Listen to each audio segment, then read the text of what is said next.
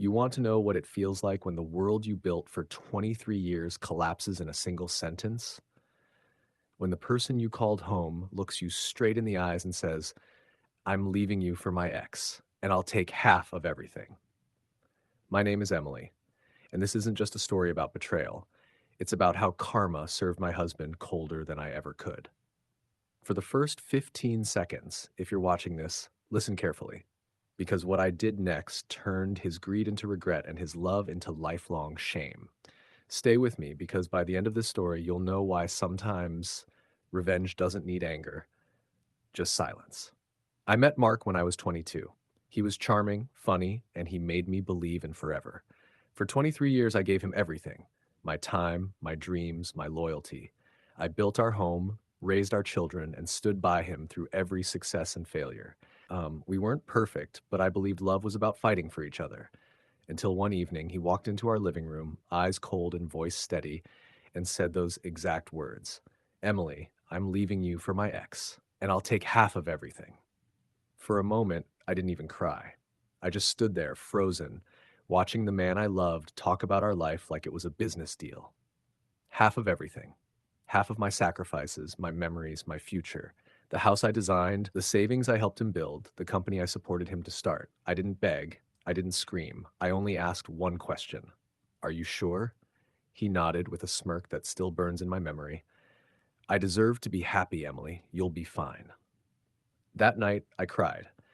Not because he left me, but because I realized I'd been living beside a stranger for years. But I wasn't going to destroy myself for a man who threw away decades for nostalgia. So I wiped my tears and began planning, not revenge through destruction, but through strategy. Mark didn't know that our finances weren't as simple as he thought. Years ago, I'd suggested putting assets under a joint trust for security. What he didn't realize was that the trust had legal clauses he never read. He couldn't touch the house, the savings, or the investments without my consent. Everything he thought he'd take wasn't even his. I played my part perfectly. I acted heartbroken, confused, and helpless. He moved out to live with his ex, a woman who had once cheated on him decades ago. I didn't call. I didn't chase. I simply waited.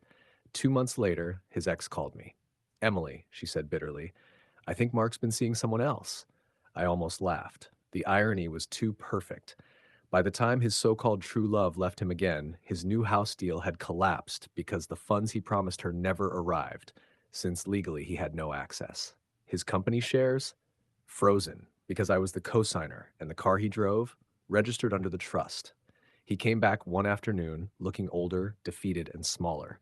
He stood in our driveway like a stranger begging to come home. Emily, I made a mistake, he whispered. She used me. Please, can we talk? I looked at him, remembering every word he said that night, every tear I shed, every plan I made after. I'm sorry, Mark, I said softly. You already took half of my life, half of my trust, half of my heart. You don't get another chance to take what's left. I turned away, closed the door, and left him standing there.